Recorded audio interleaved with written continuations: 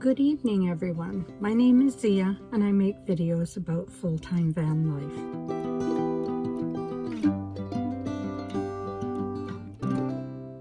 Today, I'm going to be doing a van tour of a lovely lady named Kathleen.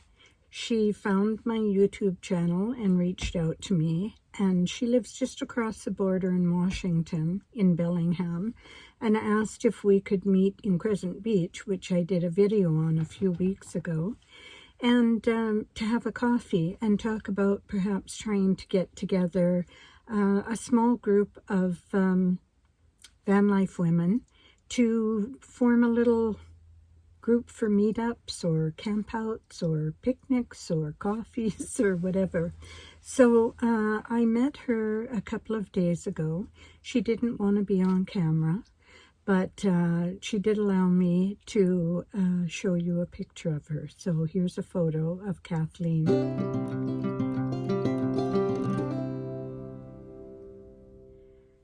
Before I start the van tour, I just want to tell you a little bit about her. So, Kathleen is heading towards 70, and she has been living full-time van life for 2.5 years now. It wasn't exactly what she had hoped to do. She was renting an apartment. It was a house that had been turned into 4 suites. And the owners decided to convert it back to a single-family home and live in there. And by the time they did that, and she was given notice to vacate, the rents were out of reach for her. She's a senior on a pension. She has been weaving since 1975, but that's not a full-time source of income. So she's on pensions like I am. We had a lot in common because I actually used to own the same kind of weaving loom that she has. She decided when she was given notice that she should look for a van. She does have a weaving studio, but she's not allowed to live there, that she can spend time there, especially in the winter time. And then she house sits for friends as well, who during the winter allow her to plug in, like my friend's allowing me to connect to his house electricity, and that's how she's been getting through the winter. She does have her name, like I do, down on a subsidized housing list for seniors, but probably just like me, that could be a few years off yet. So I think that's pretty much it about Kathleen, about her background, and you know, it's really interesting because we've talked about it before, that there is a mindset for some people about those of us that live in vans. And a preconceived idea of what type of people we are, that we're uneducated or perhaps drug addicts or lazy or who knows what else. And it couldn't be further from the truth. Kathleen actually has her master's degree, but she went back to school to get her master's and wanted to become a teacher. But she did that later in life and could only find substitute teaching positions. And then, of course, COVID hit. And so now here she is in the same position I'm in today. I did ask her a few questions, and I'm going to read her answers to you. So I asked her what she liked most about van life.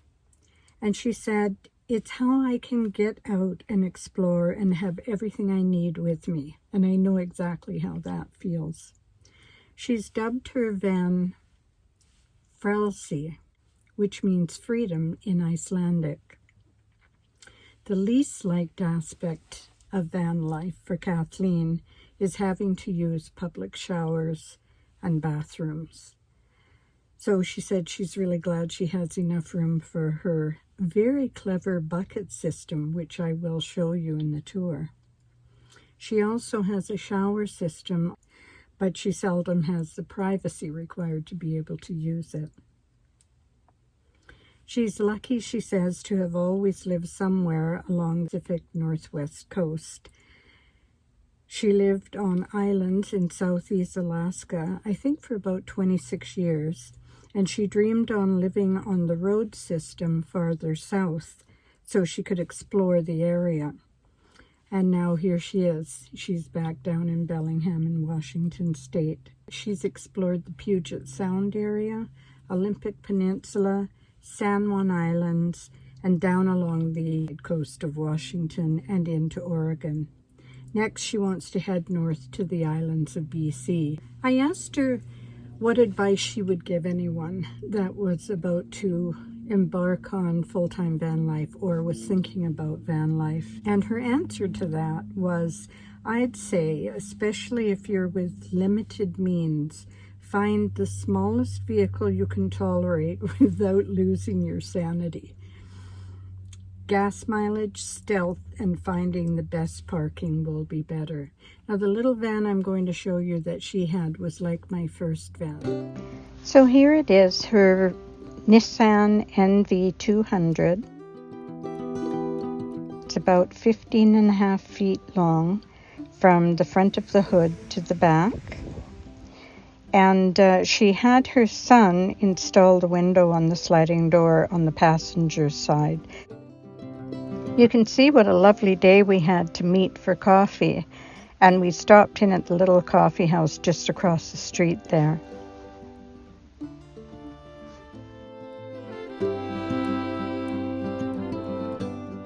The van's insulated with Havelock wool, and the ceiling was covered with thin plywood sheathing. She didn't want to be on video, but said that she was happy to let us have a little tour of her van. She is a weaver, and you can see some of her beautiful handiwork throughout the van. This is her cooler. Little pocket here for her papers and things. And a very comfy bed, which she had made by a company that makes cushions for, I think, for boat. Under the bed, she keeps her jugs of water, her food bin, and she has another bin down there for clothing. Everybody wants to know about toilets. I'm sure you've all seen the 5-gallon buckets, but this one has a urine diverter that you can add to the edge of the bucket. And I'll put a little link here on the side. I think she bought it on Amazon, and it was only $34. So a little shot here through the back door. These are the window coverings, which have magnets all around them and go up so easily. She can keep all the light out because of the flanges on them. A little box here for books and wet ones and magazines. Lots of storage under her bed. This is desiccant for drawing moisture out of the van. Look at this beautiful bed cover that she has woven. Up on this side, she's got wooden shelves and baskets. And then on this side, there's another great shelf system up there to keep all the necessities for cooking. This is, what kind of heater is this? It's a, here, Covea Cupid. Perfect little butane heater, just right, and on a metal tray, which is a really good idea.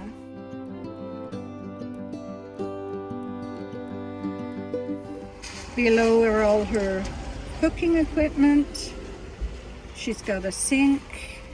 What does the sink drain into? It's just one of those collapsible. This is a submersible 12-volt pump for water. And I put it in this 3-gallon jug. I bought this off of Amazon, and it works beautifully. Okay, and you're not using it right now? Currently, because I have a leak in my system. Okay. Not in this, but in the faucet. Okay. And then In the summertime, you've got this flip-up table for cooking. I open both these barn doors and I put my folding chair right here, and I sit and knit or read or visit with friends. Excellent. Usually at the beach. Oh, you've done a really good job of organizing. Thank you. Really good job. Bungee cord for the paper towel, that's handy. Yeah. I found this cool little basket, and that's good for big tools, kitchen tools. Oh, that's great. That's And then a good idea. There's a nice little hook here for my cast iron. Oh yeah, you got to have something heavy duty to hold Right, that. So. right. One interesting little thing that she has is this candle lantern. 3 candles in it. Apparently some people use them for heat, but she hasn't found it too effective that way. 2 other items that Kathleen has are a Drakery 240 and a Bluetti, which she uses alternately to charge her cooler and her phone and any other electronics.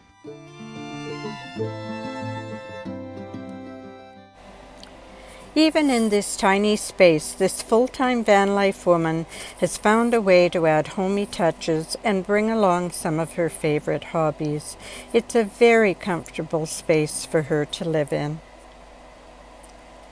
Well, I hope you enjoyed that video. It was a really lovely day that day, going back down to Crescent Beach. It was supposed to be pouring with rain all day, but the sun came out and it was just beautiful down there.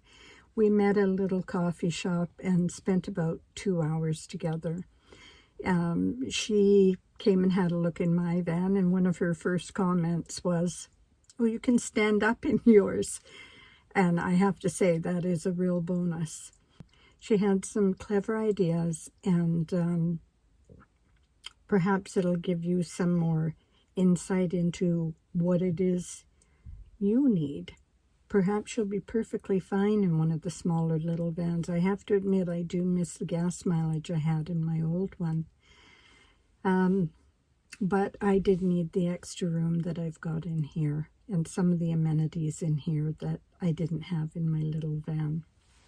I don't know if you can see Charlie back there in his bed.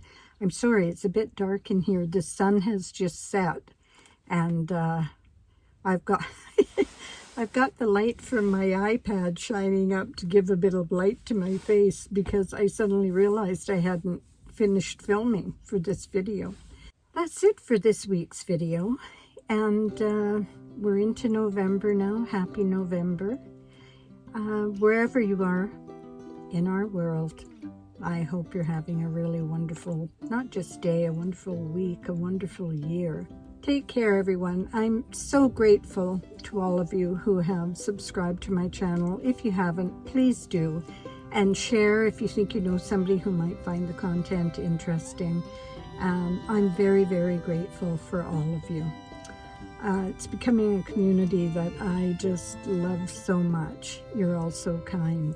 I'm going to say bye-bye for now.